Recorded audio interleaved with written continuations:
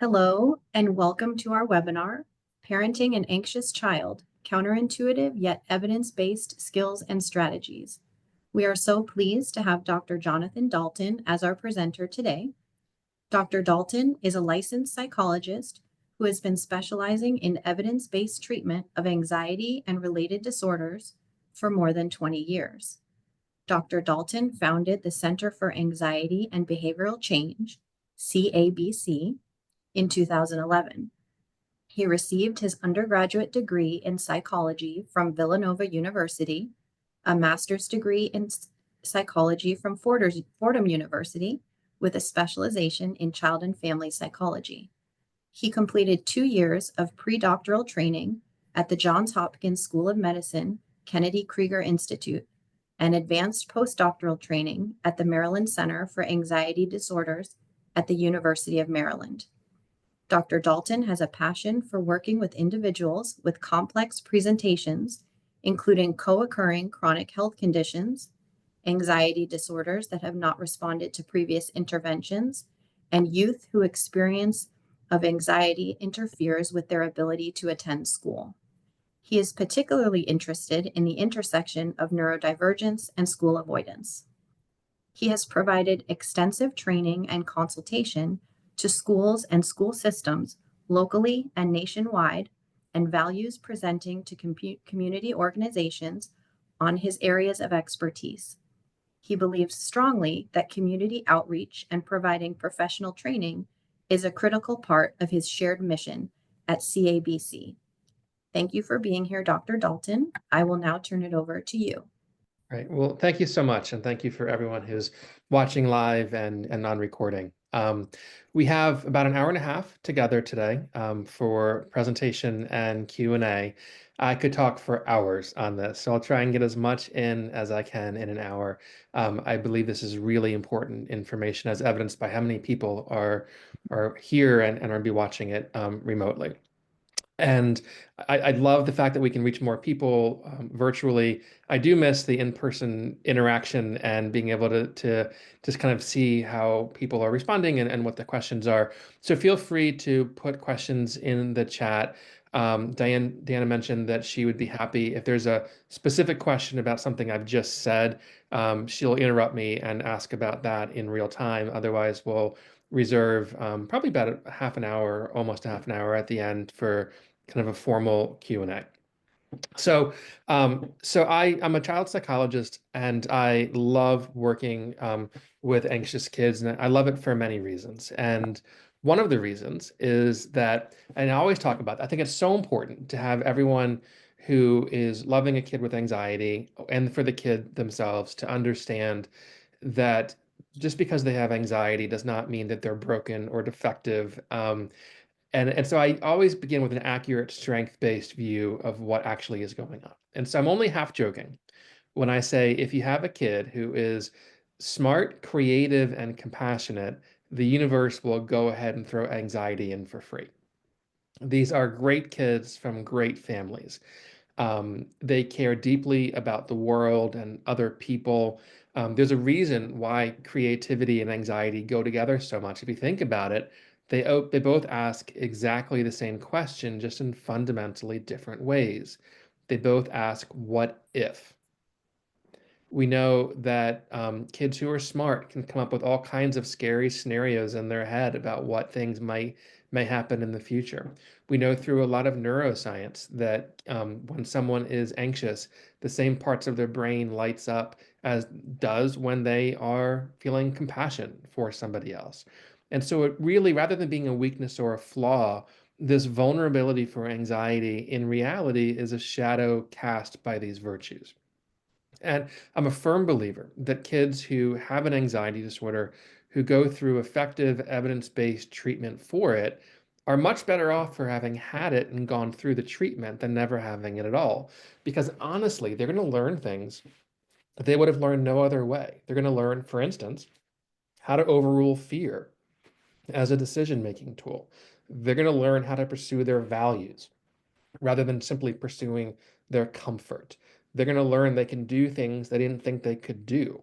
And these aren't childhood skills, these are lifelong skills. And so if you care about a kid who's dealing with pathological anxiety, just know that while it's real and can be quite serious at times, it's also very treatable.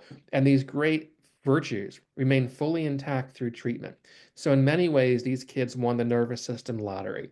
I liken them to winning a Ferrari rather than a Toyota in a raffle. But if you get the Ferrari, you need to have some classes to know how to drive it because it's so responsive. It's really easy to ding it, and it's hard to drive in rush hour traffic. And so, really reorienting the kids from the very beginning that this is an indication of much more regarding what's right with them than where their challenges are. And one of the things that I love about treating anxiety is it's effective. And so kids get better. I can see kids do something at the end of a session they couldn't do at the beginning of the session. I get to see kids persist in the presence of anxiety. It's a wonderful front row seat to growth. And so if you're dealing with a child, either professionally or personally, who's experiencing the world through a lens of anxiety, please, above all else, have hope because these are kids that can change the world, and they often do. I think it's really important also. I learned so much more from the kids than they ever learned from me. This was something written by a former patient of mine who had very significant anxiety and missed much of high school because of the anxiety. And they said that having an anxiety disorder is like being stuck in that moment when they've realized they've leaned too far back in their chair but have not yet fallen. I love that because I think we can all relate to it. We can all understand that experience. We also can understand how exhausting it would be to get stuck in that experience and how incompatible that experience is with active learning or demonstrating knowledge when we're in that situation. So I just think it's really helpful to understand the lived experience of kids who are dealing with a chronically anxious aroused nervous system. I don't know, maybe a 12-year-old boy, probably 15 years ago, come in. He had a diagnosis of depression, and I asked him what it was like for him. We know that it's different for different people, and he thought about it for 2 seconds and gave me the best definition I still have ever heard. He said that depression made his life feel like a stick of chewing gum that lost its flavor. And I think that beautifully captures, if you can use the word beautifully around depression, the experience because we know the opposite of depression is not happiness, it's vitality. So I always want to share the experiences of people who teach me what it's like to be them when they're experiencing this. So let me share what my goals are in the limited time that we have today. First of all, I think it's critically important to talk about the youth mental health crisis and what the numbers tell us, and it'll take your breath away regarding the depth and breadth of suffering among our kids and adolescents in this time in our history, because it is exponentially higher than it used to be, and we'll talk about those numbers. And so it's so important to understand the water these kids are swimming in, is the way I describe it. But mostly, what I want to do is to give everyone listening a toolbox that they can begin using immediately. And I'll tell you, many of these things are counterintuitive, and they're especially counterintuitive for parents who are deeply compassionate, who want to protect their kids from suffering. And so if we're going through these things and you think, oh, wow, I haven't been doing that, know that the research from Yale shows that 99% literally of parents don't do these things because it's incredibly counterintuitive. I wouldn't do them unless I was taught and learned how to read the research literature regarding how to effectively parent a kid with a very easy to arouse, hard to soothe nervous system in those ways. But I'm going to begin by talking about anxiety versus anxiety disorders. I think this is really of paramount importance. And then we're going to be talking about what makes an anxiety become disordered and what do we do about it. Okay, so the next couple slides are really important to understanding the foundation of how we're going to support these kids who are experiencing so much anxiety. So I'll begin with a metaphor. I believe strongly in metaphors. I think that it's so important for kids to be able to access their knowledge under high stress loads because that's what we're dealing with here. And so the more sticky we can make the knowledge, the more stories and examples we can use, the more the kids can utilize this information when they most need it. So here's the first metaphor. Let's say that it's in the morning and you're running a little bit behind schedule, and you go downstairs and you put your toast or your bagel in the toaster and you go upstairs to finish getting dressed. A few minutes goes by, and then the smoke alarm in the kitchen goes off. Well, you can never tell by the sound of the alarm if you burnt your toast or if the curtains are on fire. And we'll refer back to that when we're talking about the differences between anxiety and anxiety disorders. Okay, so one of my pet peeves is when I get a referral and I say, well, what's the issue the kid's experiencing? And they'll say, oh, well, he or she has anxiety. And my reaction to that is, well, thank goodness. Anxiety is a really important tool for us. It keeps us safe. I think of it as the flip side of pain. Neither of them are desirable experiences, but they're incredibly helpful. Pain says, don't do this thing, you're damaging your body. Anxiety says, don't do this thing, you may damage your body. Think of anxiety as nature's internal stop sign. And when it's working the way it's supposed to, it's an alarm that will go off when it's supposed to and won't go off when it's not supposed to. Other thing that it does, and this is really important to understand, is that it helps us to prevent repeating mistakes. And so if while we are doing something, we get sick, hurt, or scared, that will be red flagged in our memory so we don't forget it. And we will be aware of that in the future and avoid the repetition of whatever we were doing that produced that negative outcome of being sick, hurt, or scared. And this can be a very powerful experience. If you ever had food poisoning after eating something you previously enjoyed, you'll know the power of that conditioning experience. You'll never want to look at that food ever again after you got food poisoning the one time that you ate it after it wasn't cooked all the way. So it's very helpful. It's appropriate. It's important. It's critical for us to have anxiety. But like any system in our body, it can malfunction and so it can become disordered. Well, even people in the field get this wrong. What makes an anxiety disordered is not the intensity of the anxiety. If you're in a dangerous situation, I want you to be anxious because you won't get distracted. You'll focus on the threat and you'll have marshaled resources internally to be able to move away, or we call it escape or avoid that situation. I had the real experience about 4 years ago of being chased by a black bear. My dog thought it'd be fun to chase a mother bear and her cubs. The bear, for some reason, didn't like it and chased the dog, who came back to me, and we both hightailed it out of there and we made it out safely. I was very anxious during that. If you are in the presence of something dangerous, anxiety is healthy and appropriate. What makes an anxiety become disordered is it's fundamentally a false alarm, where the fear is real, but the danger is not. Now think about this. We can't tell if we burned our toast or the curtains are on fire based on the sound of the alarm. We cannot judge the accuracy of our appraisal of danger based on the intensity of our anxiety. And so what do we as humans do when the alarm goes off, even if it's a false alarm?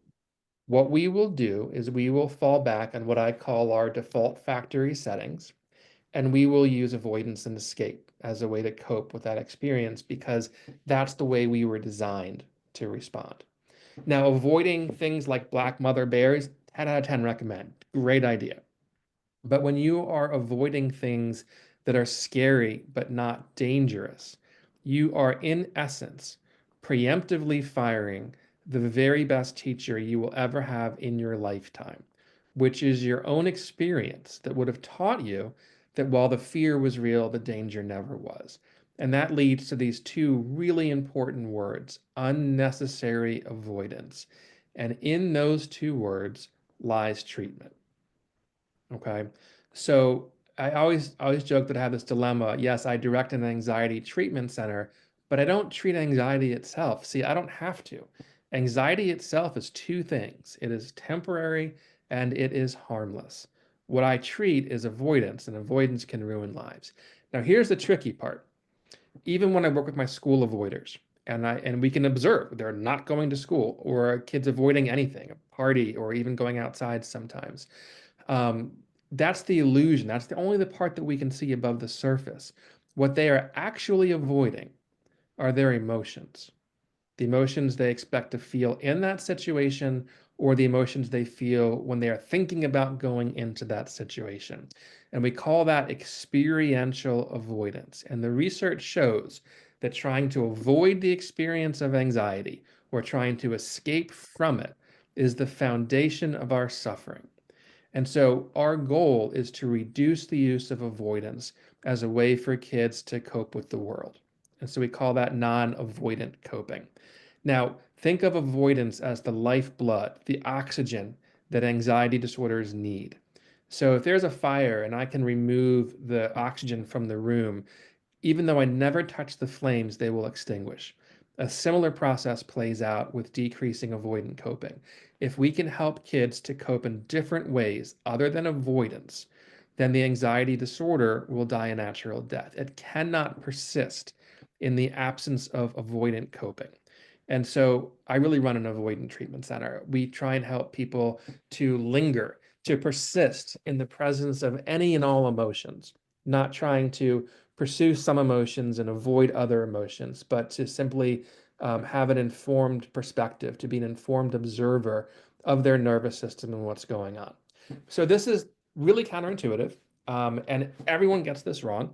Every good parent will give a kid reassurance when they're anxious. We now know that reassuring an anxious kid provides temporary relief at the expense of long-term suffering.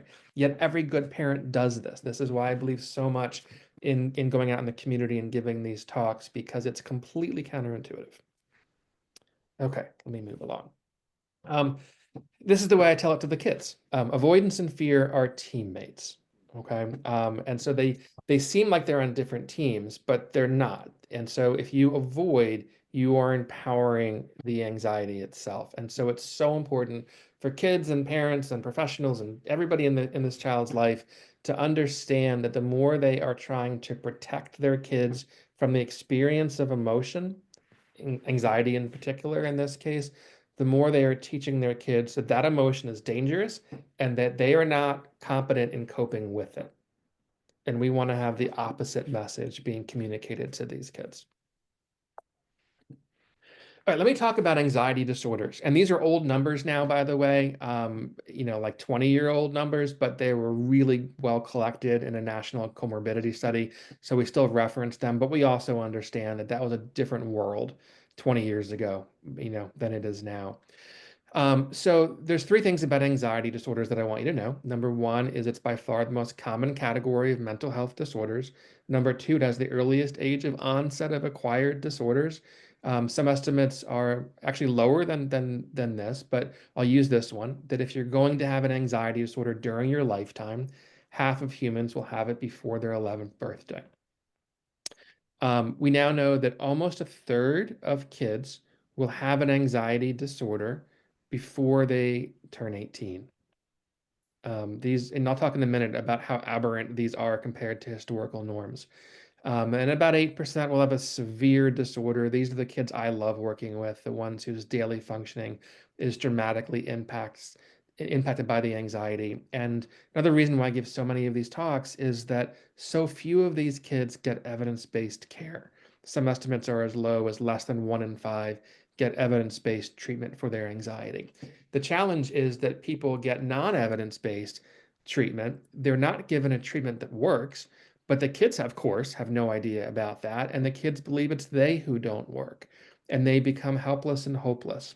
And so it is so important to get the appropriate treatments for these kids, because it's such a powerful, not powerful enough. We wish we were more effective, but the majority of kids respond beautifully to treatment. And even the kids who are suffering in extensive ways can and do get better. I see it literally every single day.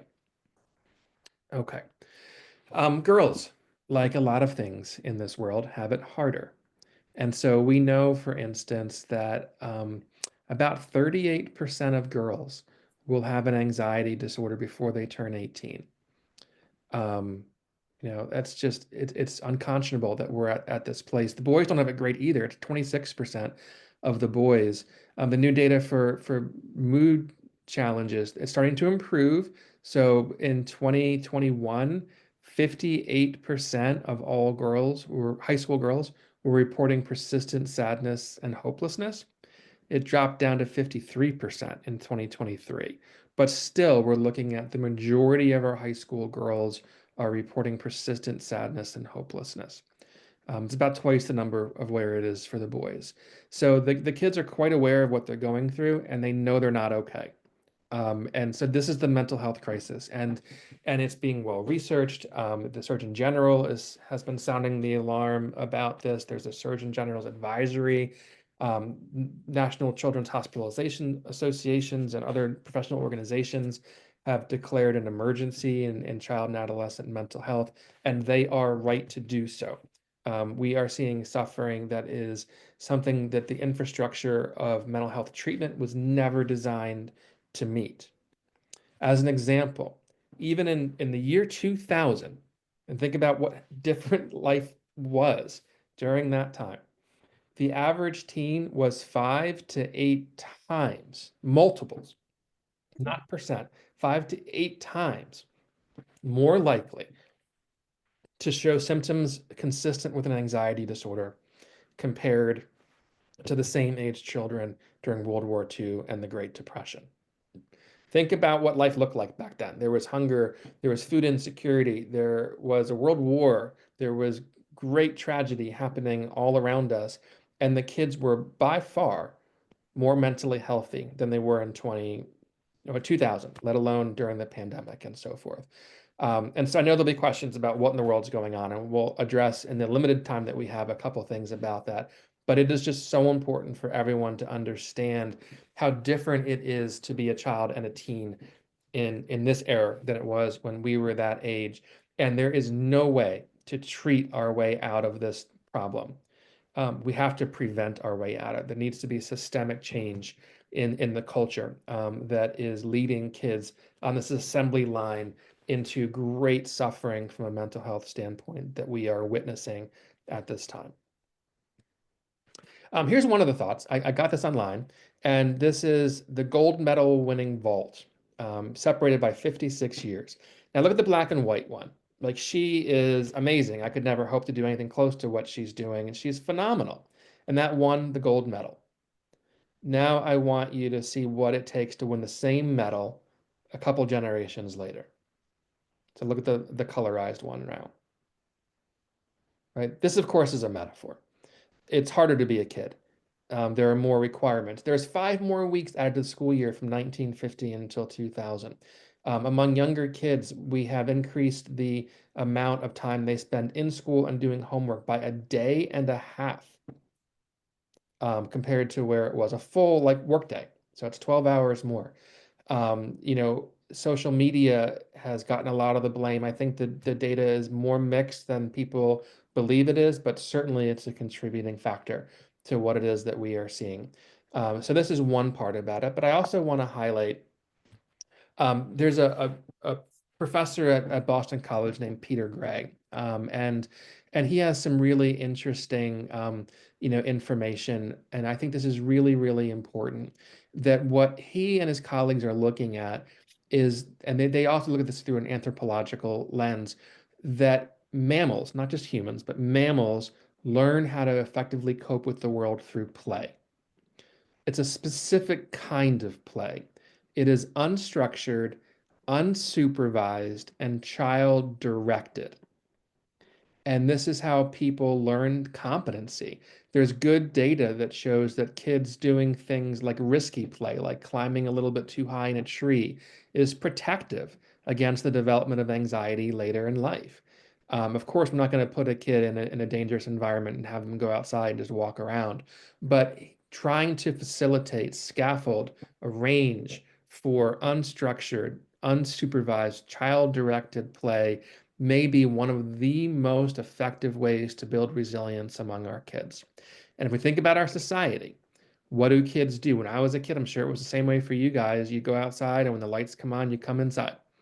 And now, when the kids are outside, they're on a field with a coach.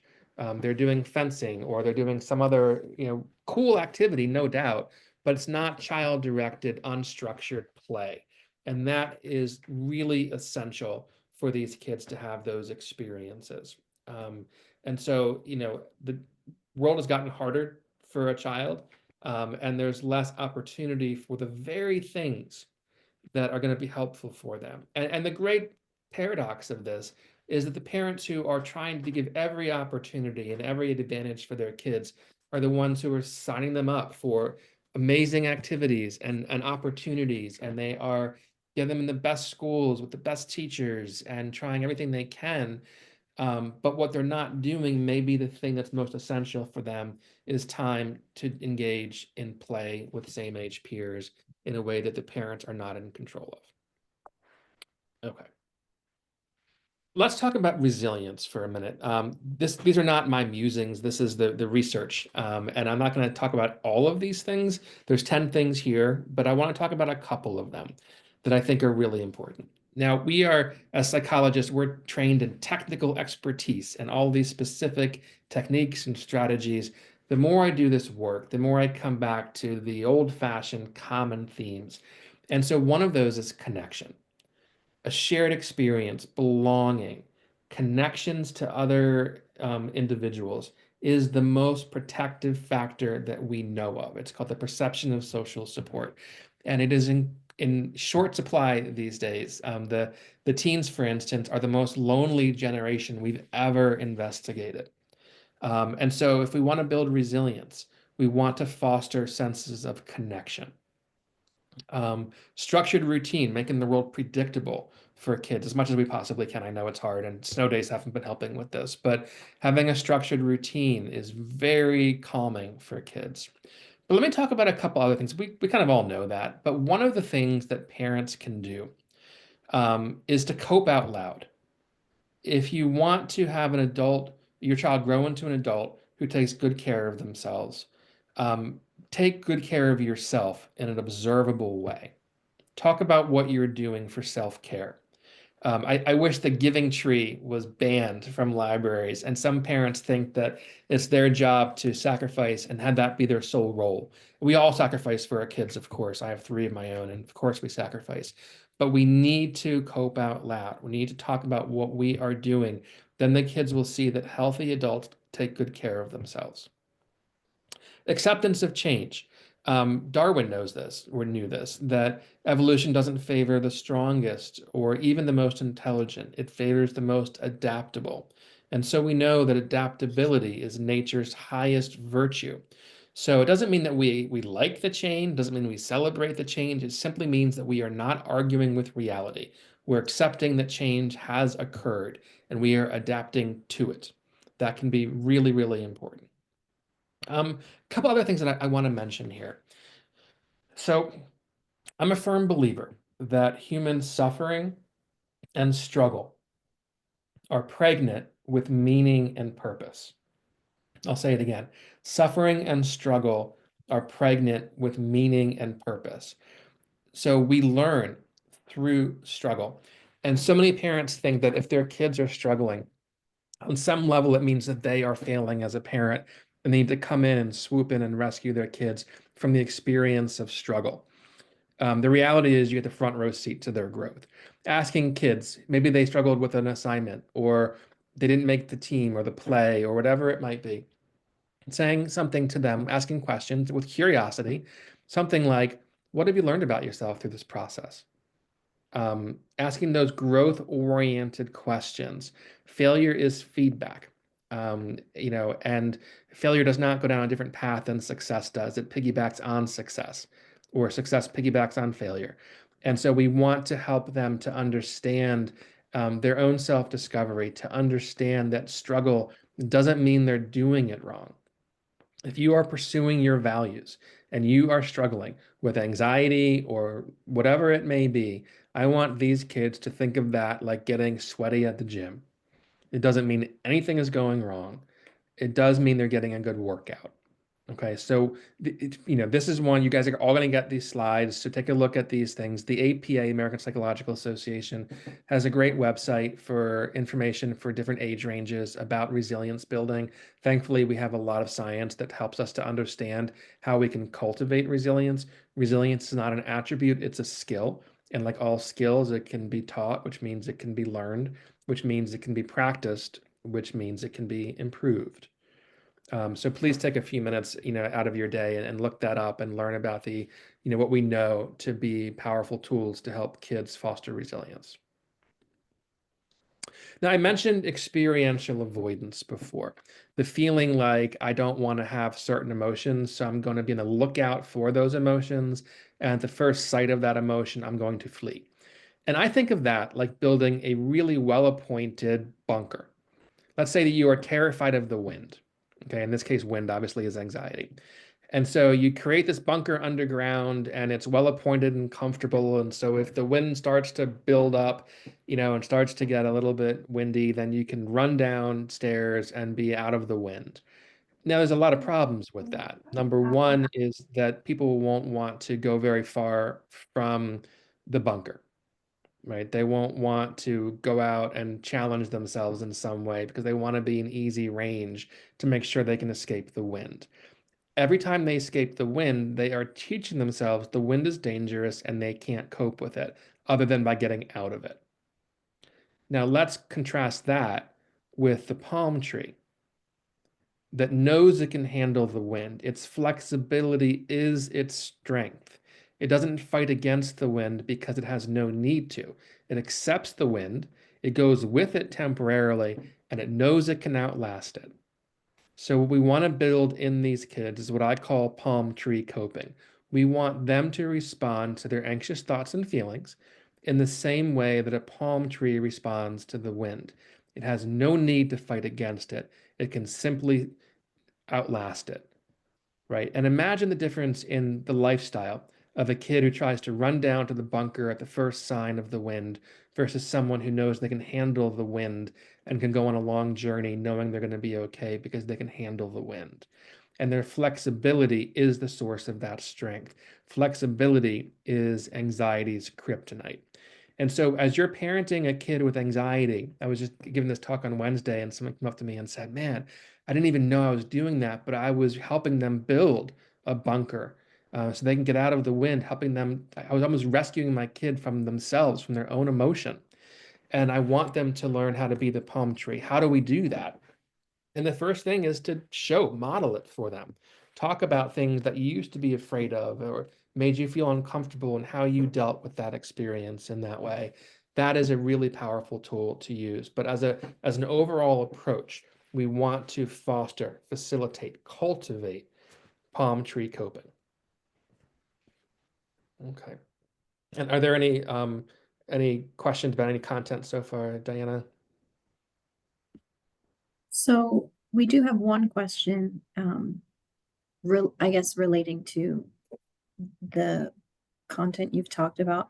Could you address the difference between how autistic and other neurodiverse students respond to anxiety therapy when they're more typical developing or neuronormative peers? So I love that question. My part two of this talk will be exactly on that. It is an incredibly important topic because they do respond very differently.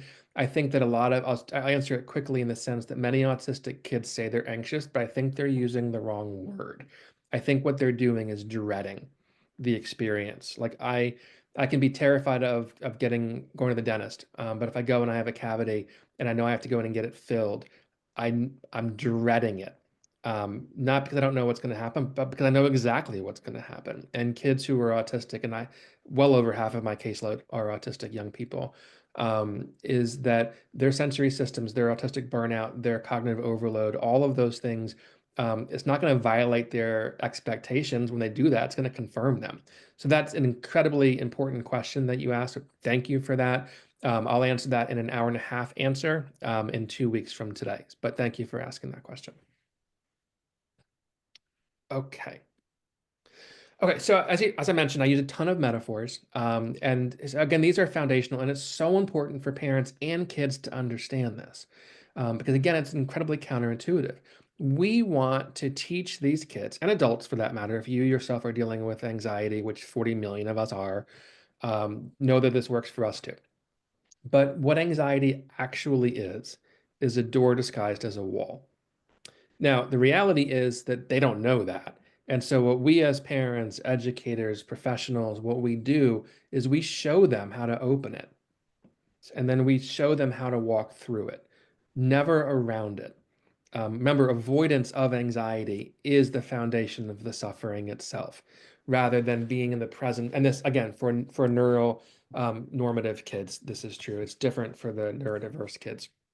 But this is the message that we can move through the experience. And these two amazing things that happen. When we move through what we thought was a wall, we learned that that thing we were afraid of, the outcome that we were fearful of didn't happen. Like, so we overestimated the risk. But I think much more importantly than that, the kids learn that they themselves can handle the experience of anxiety. And what that's called self-efficacy, and we'll talk about that in more detail in a few minutes. But that is the best predictor of positive outcome, is when kids gain confidence that they can handle the experience of anxiety itself. And that's the thing that I most enjoy watching kids do in my office. Okay, let me tell you a story. So a number of years ago, I was before the pandemic, I was working with a teenage girl down in Virginia, and she had missed 2 years of high school. And she had a lot of social anxiety, and she was a very meek, shy individual. And it was our second session. And I just sensed something about her. And I don't think she saw it in herself yet. And I said, "Hey, I want you to fill in the blank in this sentence. I can be anxious and blank at the same time." And she thought about it for a minute, got a super serious look on her face. I thought something was wrong. So I asked her, I said, "Are you okay?" She said, "Yeah, I'm good." And she leaned in, looked at me directly in the eyes in a very firm voice. It gave me chills. She said, "I can be anxious and strong at the same time." And she was right, and got back in the very next week and graduated on time. I asked a younger kid a similar question. He said, "I can be scared and brave at the same time." And if there was one sentence that I was allowed to give kids, there it is. You can be scared and brave at the same time. I asked an older kid the question. He was 18, been through a lot of treatment, and he laughed. And he said, "I can be anxious in any damn thing I want to be at the same time." That is our approach. We get to be anxious or anxious during, or anxious while, right? We think of the anxiety as an unwelcome passenger in the back seat of our car that we cannot throw out of the car, but we never, ever give him the steering wheel. And the rest of that sentence, "I can be anxious and," is anything, it's life. And the cool thing about that is the more that we learn to persist, to not use avoidance while we are anxious, then our brain will literally rewire itself and will become much less sensitive to the experience of anxiety itself, simply because it's not changing your behavior. The same process, by the way, works for chronic pain conditions. It's persistence in the presence of the discomfort literally changes the wiring of the brain. And so this is the powerful yet really counterintuitive thing. And so if there is a kid who is anxious, game on. This is great. If a kid, we never want to praise a kid for not having anxiety. That's not a choice. We want to praise them for the persistence in the face of the anxiety. That's like, the equivalent of practicing all season for your arch rival team, and you're on the field getting warmed up, and the refs come and say that the other team's bus broke down, they're forfeiting. You still get the win, but nothing to celebrate. It's much better. Other team shows up, plays their best game, and you still win, then you know you can beat them again. Then you have that self-confidence in your own skill set. So when a kid is anxious, great. That's the best scenario for them to persist and to practice doing something. And when you see a kid who is being anxious and something else, that's when you give the fist bumps and the high fives and the hugs and all of those kinds of things. Okay, let me give you an example.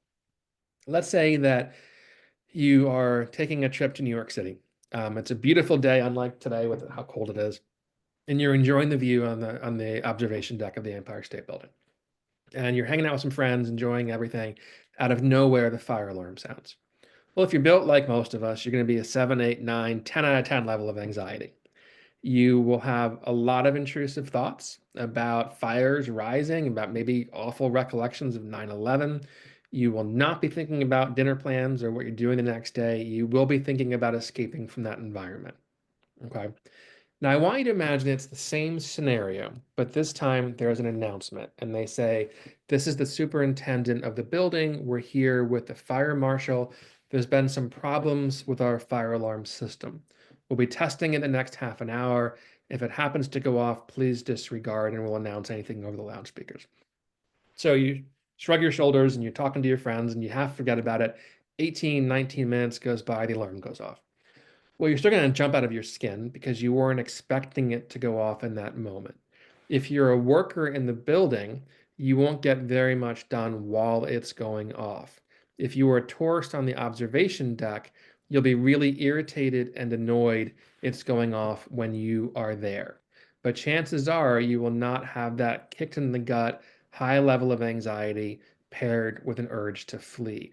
And the difference, and this is what is critical, lies not in the alarm, but rather in what you think the alarm means, or more importantly, what you think it does not mean.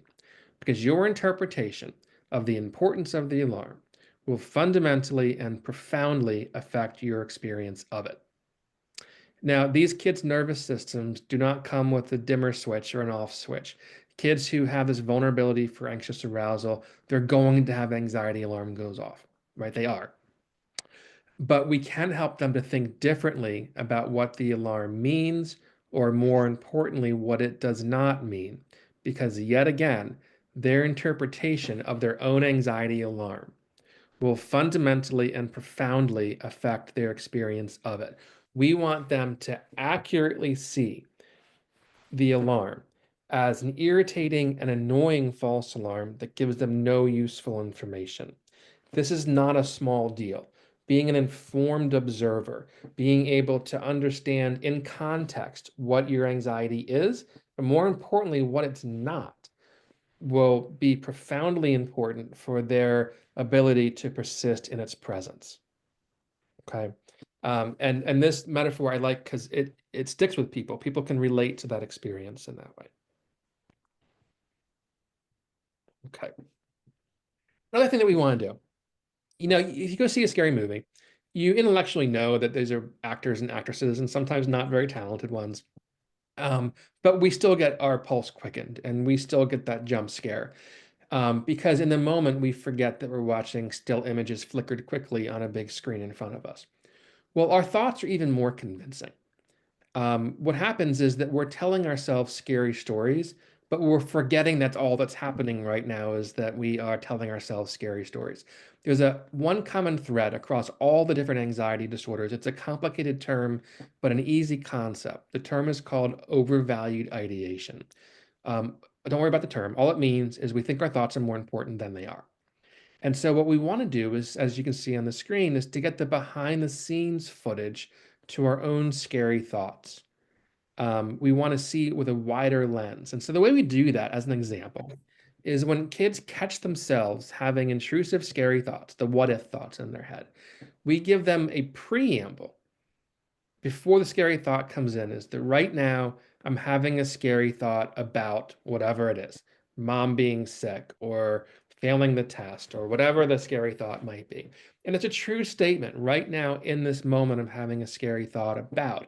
But because it's grounding us in the present moment, we are able to basically get the behind the scenes footage to understand that right now we are having a thought.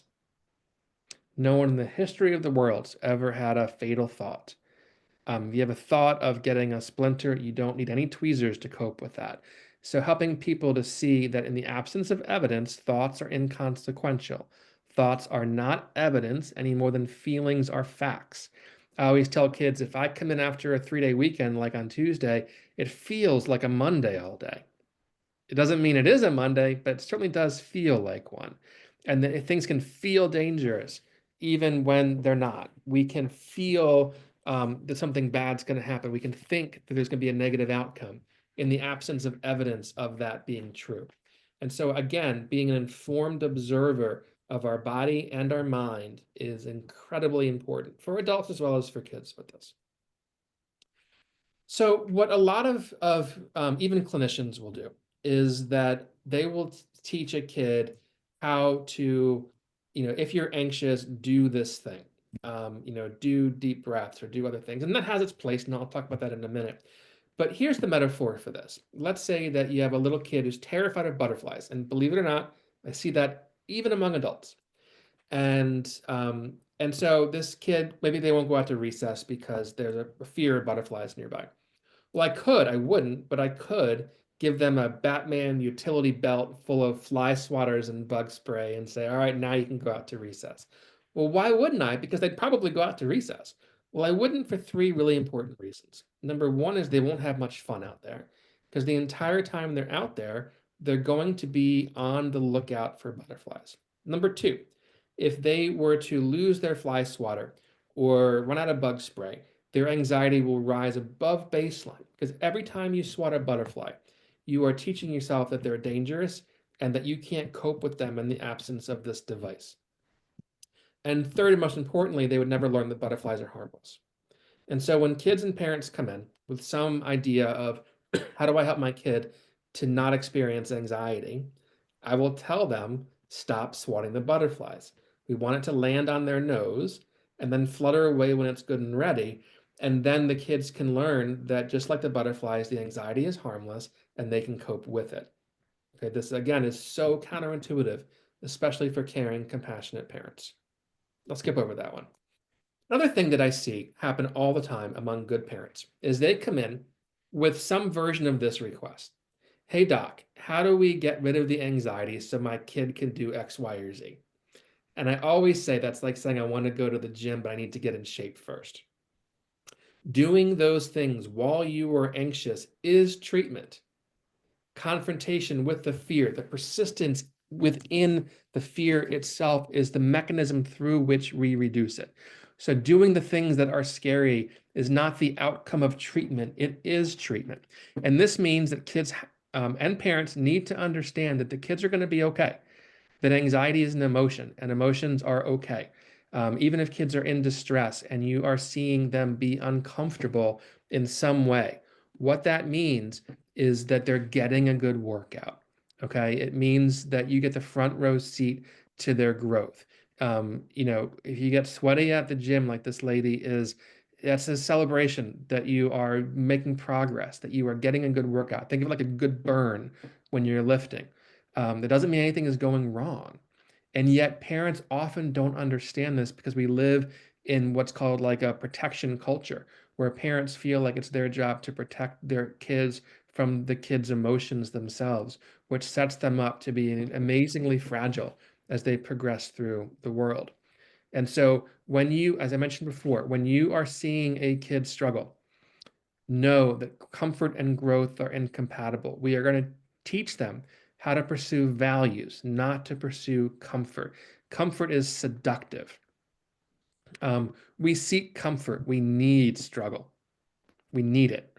A couple years ago, I had the opportunity. I was visiting Pittsburgh, and I went to the zoo, and there was this awful situation. There was this beautiful tiger in a relatively small enclosure, and there was a big glass like wall. If you've ever been there, and so you can see him pretty close up.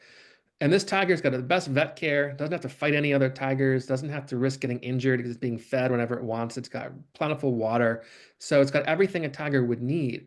But this poor tiger was just walking in loops, and you can tell by the worn down grass that it was doing it all day, every day. It had every indication of a terribly depressed animal. Even though it was very comfortable, it was miserable. It wants to chase, it wants to hunt, it wants to do those things. And so trying to give our kids comfort is not our goal. Our goal is to facilitate growth. And that often means leaning into the experience of discomfort, as we know. Okay, I mentioned this thing called self-efficacy, and it's a really important thing to talk about. This is that concept of how effective someone believes they can be in coping with what's hard in their life. And we know that we can foster, we can we can cultivate this sense of self-efficacy. One of the things that's really helpful for kids is to have an area of mastery in their life, something that they are legitimately good at. I don't care what it is. I had a kid a number of years ago who was like a nationally ranked yo-yoer. Did not make him a super popular kid in high school, but he was amazing at it. And that was his mastery experience. Whatever it might be, school, art, music, creative writing, I don't care. But an area where a kid is really good, but they didn't used to be, they got better at it. That's really important. I mentioned these vicarious experiences, coping out loud, being able to hear about the struggles that someone has gone through. I had the opportunity 5 years ago, 4 years ago, to go back to my high school that I went to and to give a talk to the student body. And I know the principal, went to school with him. And so he introduced me kind of in the way that you guys heard in the beginning part of it. degrees and other stuff. So I got to the podium. I said, "Yeah, but what he didn't tell you is my first test here, I got a 12% on, which is a true story. It was Miss Stead's geometry class. I thought I was ready for it. I was not." So those kinds of experiences, talking about struggle in our lives, because kids don't have that context. They only see the outcomes. They don't understand the process. So that's an important thing. Another thing the research shows is having somebody, parent, teacher, coach, neighbor, aunt, uncle, whoever it might be, to say something like, "I believe in you. I know this is hard, and I believe you can do it." Um, that persuasion, "I can see something in you that I'm not sure you can see in yourself." That is immensely helpful. And I get to hear about those stories from the kids in my couch. They tell me about people who believe in them, and it matters to them. But this is the way I describe it to the kids. Let's say that you are a bird on a branch, and the bird looks over and sees there's a crack in the branch. Is the bird unafraid because it can think of all the reasons why the branch is strong and unlikely to break? Or is the bird unafraid because it knows it can fly? Knowing you can fly is self-efficacy. Knowing you're going to be okay, not because a bad or hard thing isn't going to happen, but because you know you can handle bad and hard things. You're going to be okay, not because you won't be anxious, but because you know you can handle the experience of anxiety itself. This is what we are aiming for. And so the more ways kids can complete this sentence, "I know I can do hard things because," the more resilient they will be. And most of the answers, most of the ways to finish that sentence are examples of things that were hard and they did, including facing their fears. So this is what our goal ultimately is in treatment and in parenting and in supporting kids with anxiety, is to not be complicit with helping them not be anxious, but to help them to learn and to know that they are competent and they can cope effectively with the emotion of anxiety itself. So let me talk, and we'll open up for questions in just a little bit. Um, but let me give some information about parenting strategies, and I could talk for hours simply on this. But if you love a child with anxiety, I want you just for a moment to separate the kid from their anxiety, and I want you to think of their anxiety as a dog begging for food. Now I have two golden retrievers. Unfortunately, they both beg, and it's annoying, and they have bad breath, and it can kind of ruin dinner sometimes because they're panting at you or whatever. And it might be tempting to say, "Okay, fine, here's a big piece of my steak. Now go away and never beg again." Now we laugh at that because we know exactly what will happen is the reverse of what we're expecting. Now, your child's anxiety is not begging for food, obviously, but it is begging for two other really important things. It is begging for your attention and what we call escape avoidance. And it's hard. It is hard. And these kids are persuasive and persistent. And so, what every parent does, so if you do this, just know that you're a part of every parent, is that they do the equivalent of feeding the dog and asking it to never beg again. When you are enabling avoidance or escape as a way for these kids to regulate their emotions, when you are giving reassurance to kids in that situation, we are actually inviting the dog to continue the pattern and to escalate it. Because when the dog comes back next time, they will beg louder and longer because now they know there's a good chance you'll pay off if you persist long enough. You basically turn into a slot machine. And then the kids keep pulling the levers, trying to get your complicit avoidance or attention and reassurance. Okay. So what do you do? Well, let's say that you are terrified to fly, but you win a trip to Greece and you're like, "I have to go." And so you suck it up and you get on the plane and you're halfway over the ocean and you hit a really rough turbulence patch and the plane's bouncing around. And I want you to imagine one scene where the flight attendants say, "Everyone, please remain calm. There's no reason to cry. Just buckle up. We'll be landing in an hour. This is fine. We'll be just fine. Everyone just kind of take a deep breath and calm down. Things are going to be just fine." That's example one. Example two, you're in that same situation, but this time the flight attendant comes to you and says, "Ma'am, would you like tea or coffee with your lunch?" The first is offering reassurance, which validates the need to ask for it and strengthens their dependence on it in the future. It teaches them to seek your proximity. The other one is modeling non-anxious arousal. It is much more powerful. The way that we think about this is calm is contagious. Okay. So that's number one, is that we want to model, not tell what we're asking of the kids. If there is a kid who is struggling with a math homework and they're trying hard, but it's a struggle, no good parent's going to go over to that kid and say, "Oh, well, Jimmy, the answer is 12." Well, why wouldn't you? Because they get the answer right. Well, of course you wouldn't, because they wouldn't learn how to solve the problem.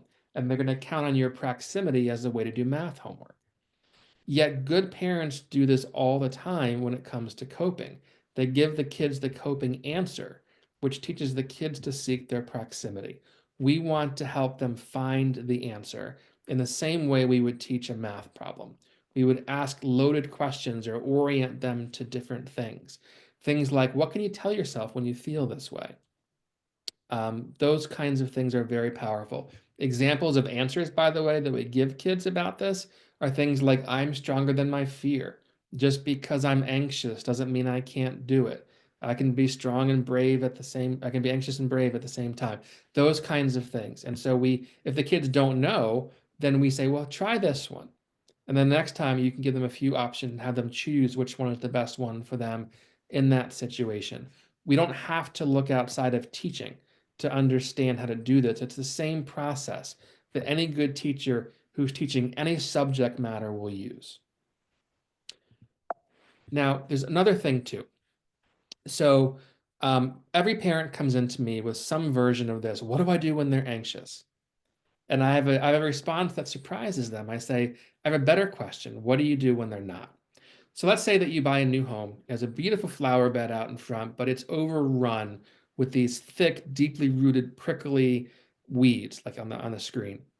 You try and pull them out, but you can't. One of the things you could do would take some consistency and work, and certainly some time. You could plant the flower seeds among the weeds and work to selectively water the seeds and not the weeds. Over time, the weeds will wither and the seeds will grow. This is called differential reinforcement. What we want to do is to catch them coping in very specific ways and water those seeds, not the weeds. So we don't water it when kids aren't anxious. We water it with our attention, praise, ice cream, I don't care what it is, when kids are anxious and something else at the same time. This is a powerful evidence-based approach, is to give much more attention when kids are coping effectively. That's when we get the energy in our voice and we do all of the things that good parents do. When kids are acting in a very anxious and avoidant way, we get our best bank teller tone of voice. And we say, what can you tell yourself when you feel this way? Or borrowing from an evidence-based parent program called SPACE, that was arranged by a colleague of mine, Ellie Leibowitz up at Yale. It's a phenomenal individual.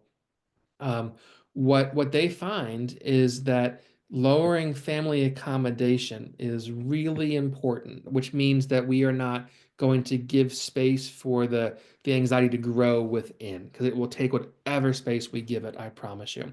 And so what he and his team talk about, and I'll leave it with this and I'll open it up for questions, is when a kid is exhibiting anxiety, he talks about this as being mac and cheese. No one wants just mac, no one wants just cheese. You have to have the two of these together to be effective. And this is validation plus confidence.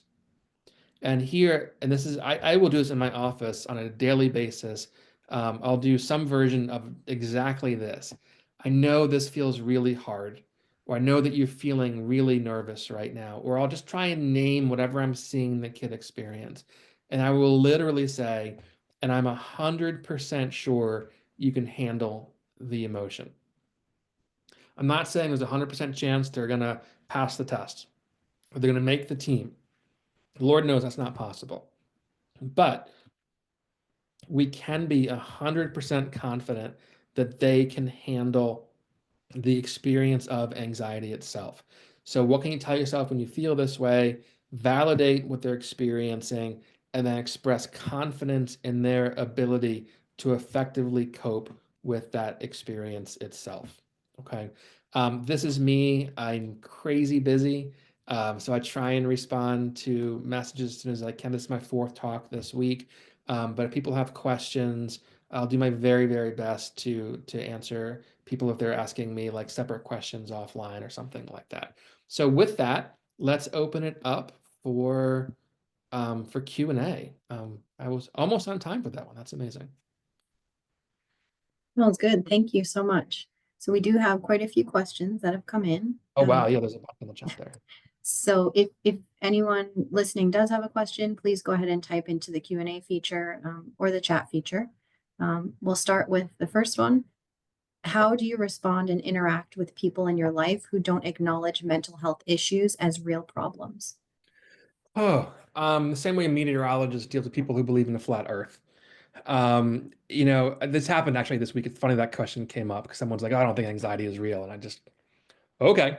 And so part of it is that we may not convince someone, but trying to confront them with it might not work. What I'll do is share information with them.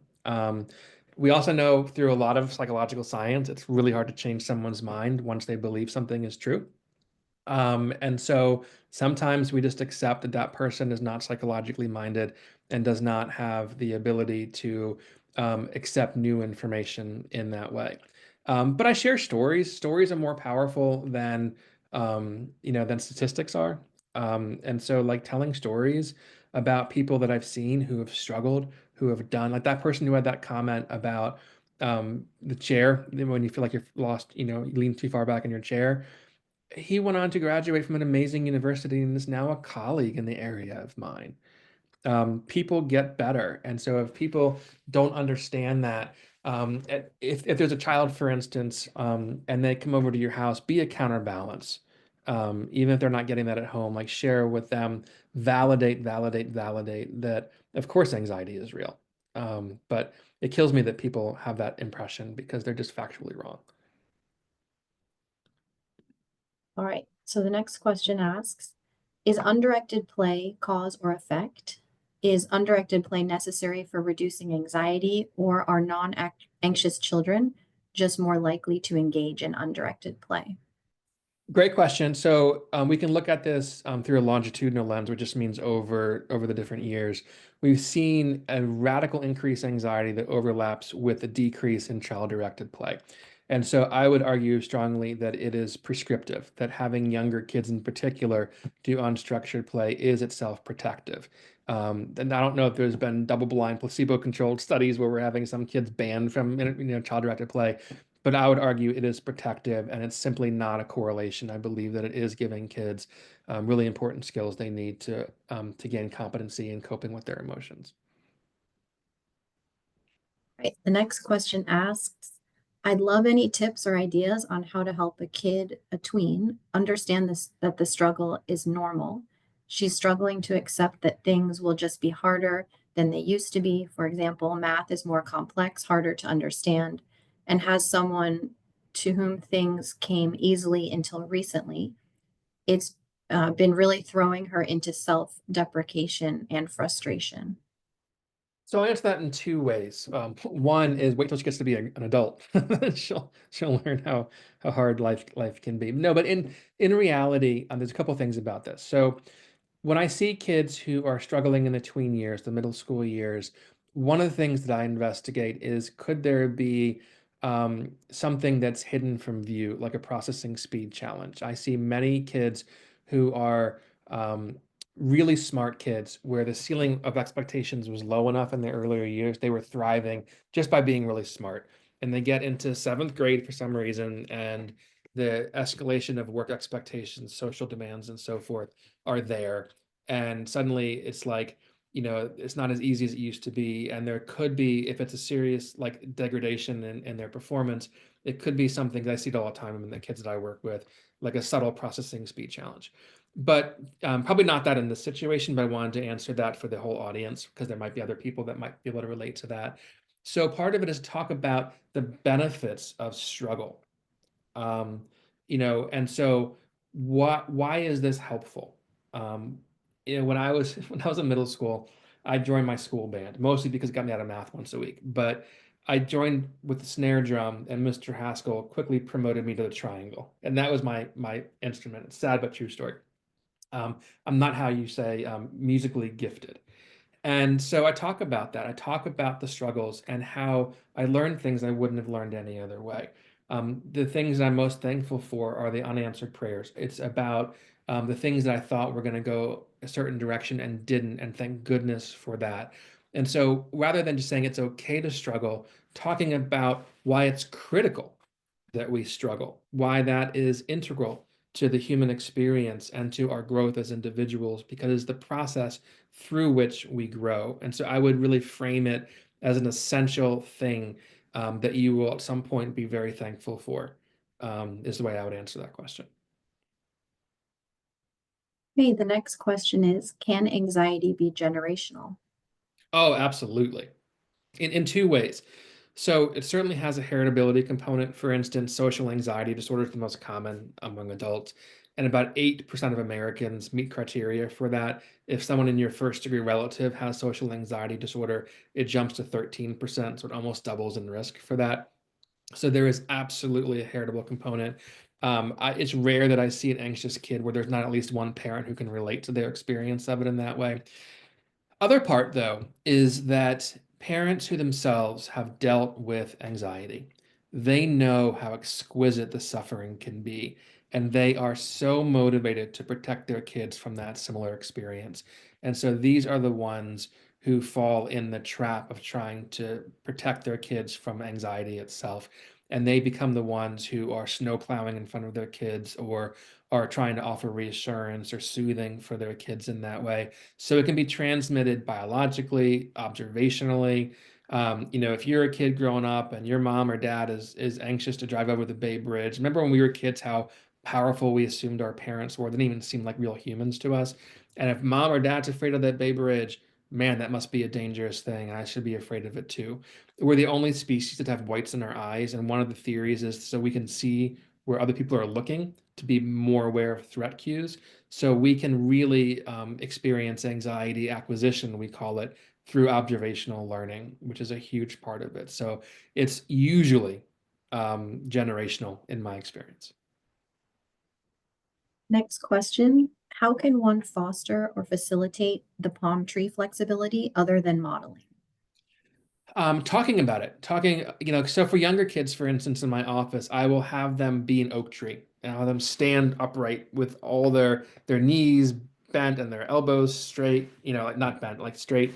And I will say, all right, I'm going to push your shoulder, and they're obviously right in front of the couch, and you can't move any part of your body, and they immediately fall over. And kids love this kind of thing. And then I'm saying, all right, that was an oak tree, and now I want you to be a palm tree. So any part that I touch, you can just move that part. So if I touch your shoulders, you just bend with that part of your body, but not your whole body. And of course, I push these kids even harder than I did the first time, and they don't fall over. And so well, what was different that time? Why did you not fall over? I pushed you harder. What was different? Oh, okay. Yeah, you were flexible that time. You weren't a rusty robot. You were flexible. And so, being like wet spaghetti, is that there's no right way for the spaghetti to be shaped. There's a lot of right ways for it to be shaped. You talk about it using those kinds of examples. You model it, as you mentioned already, but mostly it's education about flexibility, and why that's so helpful. If you're lost in the woods, what happens if you think there's only one exact right way out? Imagine how scary that would be. What if you know there's a lot of ways to get out of the woods? How would that be helpful for you? If you are in the car and there's a road closed, you're like, well, that's the way I planned to go, so I guess I'm gonna spend the night in my car. What's wrong with that? Well, because there are other ways that you can still get home. If you're flexible, you can find other ways to solve the problem. I talk about frustration as being the birthplace of creativity. And so when someone's frustrated, awesome. Let's teach them how to be creative problem solvers in that way. And how can that be helpful for you? And we use all kinds of techniques to increase that. Like I'll teach kids, like, what happens if you were playing ping pong outside and the ball happened to fall down a foot and a half pipe with a flat bottom to it, and it's just a hair wider than the ball itself. How many ways can you think of to get the ball out? and kids will like have all kinds of different things. Every so often, a kid realizes, oh, you just pour water down and it will float, but they won't get that right away. And so we talk about like that experience of flexibility. If someone's walking, your good friend's walking down the other hallway at school and doesn't say hi to you, how many reasons can you think of for why they didn't say hi to you? Well, their first answer will likely be because they don't like me, they're mad at me, or some scary thought. Okay, give me 10 more. They're in a hurry, they have to go to the bathroom, they're feeling sick, they didn't wear their glasses, they didn't see me. And they begin to think of a lot of different answers to it. And so the more that we can kind of practice flexible problem solving, I think of our first thought as the kid who's like in class, who's like, ooh, ooh, I know the right answer. That kid who raises his hand first, does he always have the right answer? No, in fact, he often doesn't because he didn't give any time to process the question. So the teacher calls on that kid and he's like, I don't know. And so our first thought is just that. It's the first thought. Being first in line does not make it more accurate. So those are the kind of things that we do to help that process. Thank you for that question. Next question, can you point to any resources that help neurodiverse kids better identify their emotions, anxiety versus fear versus nervous versus excitement, etc.? So that's a great question. We're talking about interoceptive ability, being able to recognize things. There's a thing called alexithymia for a lot of neurodivergent kids where it's hard for them. I had a high school kid years ago, and I'd ask him, he's in a group of mine, I'd ask him, how are you feeling today? And he would say, I don't know. I don't know. And the group kind of got on him, like, dude, just answer the question. You don't have to say, I don't know. And he's like, no, no, this is what he said. He said, literally, no, when I say I don't know, I mean I don't know. I don't know if I am sad or tired because both feel the same to me. Both feel like pressure behind my eyes. And so this is a common challenge. I have a colleague out in Oregon. Her name is Dr. Megan Anna Neff. She's a licensed psychologist who also is autistic. And she was diagnosed when her kids were. And her special interest is the dissemination of knowledge and information about autism. She is a national treasure in my mind, and I tell her that. She has podcasts, and her website is neurodivergentinsights.com. It's along with neurodivergentinsights.com. There is a wealth of knowledge and information on there, downloadable coping packets and workbooks, and a ton of stuff. So that's the one that I think is really, really helpful because that will point you to many other kinds of ideas and topics. If you have a kid who's just learning about their own nervous system, I have colleagues locally who wrote a book called "Is This Autism?" It's tremendous. I recommend it to almost all of my old enough kids who are autistic that I work with. And I had a girl recently tell me, she's like, I never felt more heard or seen than I do reading this book in that way. Um, so Donna Henderson, Sarah Wayland, and Dr. White wrote that book, and I recommend it highly to learn more about autism as well. Okay, next question. This one came in when you had the slide up about the Empire State Building. It asks, can you please take this one step further? I can be anxious and defiant. I can be anxious and destructive at the same time. Yeah, we discourage that. I do have kids say those kinds of things sometimes, but the reality is that many kids who are dysregulated behaviorally, who are destructive, who are aggressive, it is an escape behavior. I've had students knock over principals trying to leave the room to elope out of the building because they were having a panic attack in that way. So that is true. We can do that, but we also respond when kids have that presentation, when they are behaviorally dysregulated, helping them to use I feel sentences is really important for them. And so, like, they're trying to communicate behaviorally what they could be communicating verbally. I like it. There was an awful movie in the 90s called Volcano. It was a really original name. It had Tommy Lee Jones in it. And there was a volcano under Los Angeles, right? So picture this, and it starts erupting in downtown Los Angeles, and this lava flow is going down towards Center City, and it's going to destroy everything. And so Tommy Lee Jones as the hero, they try and block the path with all kinds of heavy things, but the lava's too much and it just pushes them out of the way. And so what he does is he gets these concrete barriers they use for the highway, and he starts to angle a pathway into the aqueducts. So he's trying to divert the flow, not stop the flow, into a much less destructive path that's going to go right out to sea in the aqueducts. I use a similar thing for these really high intense emotions of anger or rage or whatever it might be, is I try and use the I feel sentences, trying to divert the flow from behavioral to verbal in that way. And that can be really, really helpful as well. Okay, next question. Would having a pet help? Any specific recommendations for a pet? I see pets help all the time. Not in every case though. So I'll be clear. Like so I bring in my big mopey golden retriever, in my office quite regularly. So if you come in, there's hair everywhere, unfortunately. And there's some kids who like maybe they have sensory issues and they're like, can you put her in the other office? And I'm like, absolutely. Most of my kids, they come in and they sit on the ground and give her hugs and she loves it. And it's just a great symbiotic kind of coping situation in that way. I see kids who are taking care of snakes and tarantulas and lizards, obviously cats and dogs, especially for my neurodivergent autistic kids, like having an animal you can pet can be really, really helpful in that way. Um, the question always comes up though about like, well, how about like an emotional support animal? Is that appropriate? Because if someone is feeling like they need the dog in order to do something, I'm getting technical, but is that a safety behavior? Is it the equivalent of like having mom close by so the kids are not developing their own knowledge they can cope effectively with the situation? But in the vast majority of cases, it's really helpful. There's good data that shows that animals with fur that you're petting increases serotonin, decreases cortisol levels, those kinds of things. I am a big fan of golden retrievers. I got two of them, one of them in this room right now. I think they are wonderful. They have like a child parent relationship more than a master dog relationship. So I find that, but any animal with fur, I find to be very helpful in reducing anxiety.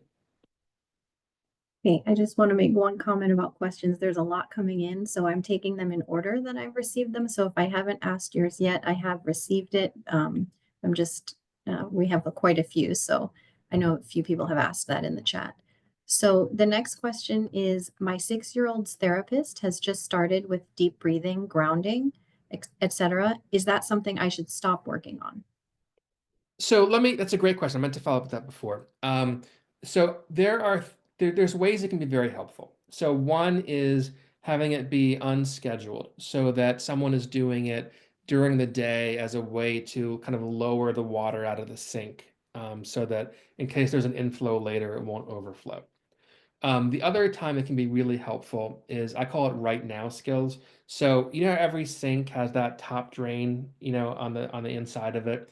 Um, that's not the main one that you use, but it's a really good one to have if you're about to overflow. And so there is good research that shows like what are called TIPP skills or tip skills from DBT, like holding an ice cube, putting your face in cold water, taking a cold shower, doing intense exercise like push-ups, sit-ups, running in place, jumping jacks, those kinds of things. Paced breathing, so in this situation, that would be the one, or progressive muscle relaxation.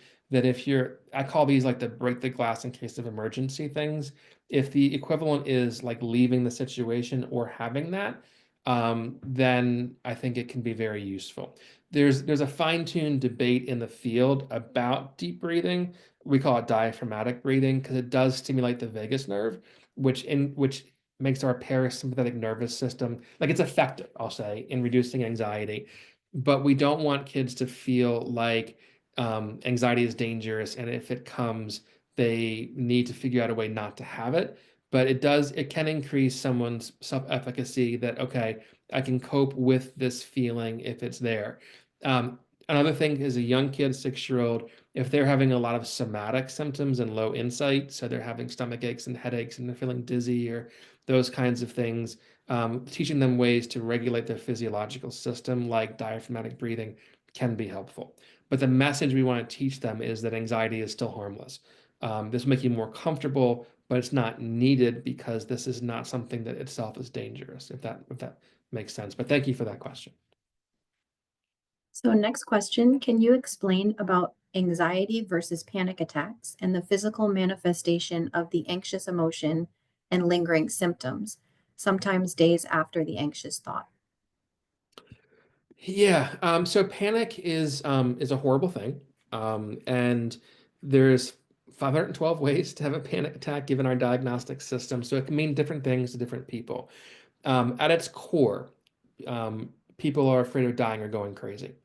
One of the things that we look for panic is that even kids know that getting sweaty or having your heart race or feeling dizzy, they can kind of understand that. There is another part of it that is equally common, but kids don't have the language to describe, and it's called depersonalization, derealization. It's about feeling unreal yourself, distant from yourself, or feeling as if the world is not real. And so I'll go through the usual checklist of panic symptoms, those kinds of things. And I'll just say, like, how about things of unreality? Do you ever feel like you're watching a movie when you're actually living your life? And kids so often are thinking, yes, how did you know that? And they're terrified of it because a lot of young people will actually think it means they're going crazy. There's a local DJ singer, Logic. He's from Gaithersburg, and he has a song called Anxiety, Anxiety. And in it, there's a dialogue where he mentions depersonalization, by the way. So if you have a kid who's old enough to know about Logic, like having them listen to that can be super helpful. But panic is a turbocharge for our system. And like having your bell rung, it can reverberate for a while. It can be exhausting for people. If some people will say, I've been having a panic attack for 3 days. No, you haven't. That's not feasible. You can't do that. Our bodies are not meant for that level of arousal to last more than 20 minutes. But we teach people is how to not engage in what are called safety behaviors. How do we not try and run from our emotions? What panic is a phobia of sensation. Then what happens is when they experience it, they become hypervigilant for reminders of it. And the hypervigilance itself, being the soldier like this, looking for threats in their environment, keep them tuned into the experience of it and can lead to this reverberation for days afterwards. So the fundamental thing about panic is to teach kids a different relationship with the panic, being able to talk about it in kind of funny terms like, well, you get your free cardio workout without having to go in PE class today, and helping them to not avoid the emotion itself, be able to see it accurately for what it is in those ways while having great compassion. Anyone who's had a panic attack knows it is about as bad as a human can feel during that moment. Next question. If I don't let my child avoid something, she says that I am valuing her future self above her current self, and that living with anxiety is hard enough without having to face it every day. How should I respond best? Congratulate them on being a really good arguer. That's a sophisticated response to it in that way. But we'll teach her to take care of her future self too. And talking about, like, I would divide it into values versus comfort and being able to think about how you're going to feel an hour from now in that way. And the reality, the way I talk about it for kids and for adults is trying to help them to see between what feels good or at least less bad and what lives well, and we want them to learn living well skills, not feeling good skills. When we feel good, I feel good when my team wins or when I eat a preferred meal. But that doesn't last very long. What we want to do, the Greeks had a term for it called eudaimonia, is that we want them to practice, even at a younger age, of living a life in accord with their values. And what do they value above comfort? And helping them to see it in that way can be super helpful. Okay, next question. Is perfectionism in a way a type of anxiety? Yes, I call it the Montgomery County syndrome, but I think it travels very nicely to Fairfax. And the number one thing I teach kids about this is that it doesn't help performance; it impairs performance. And so the kids who are perfectionistic need to understand. I have a college kid I see who was distraught because he got a 96 on a test, and thought that that means he's stupid, basically. He wanted to get higher than that. Um, the way I talk about this, and I wish I could talk for hours on this, but years ago I was watching one of those survival shows. There was a guy called Survivor Man, and he was abandoned with a camcorder and a tripod in this frozen tundra in Labrador. And he has to build an igloo before it gets dark out, or he'll freeze to death. And so he's building the world's ugliest lopsided small igloo into the snowpack that's already there. And he comes to the camera and he says, I've been trained by the Inuit. I could build this really great, perfect, roomy igloo and I could do it before bedtime, before it gets dark out. But in order to do that, there's two things wrong with it. Number one is I'll burn through a lot of calories that I can't replace. I don't want to do that. And number two, and more importantly, I will have to work so hard, I will get sweaty. If I get sweaty, my clothes will get wet. I will climb into that perfect igloo and I will freeze to death tonight. So what I'm building is better than perfect. It's optimal. It's the best fit for a given situation.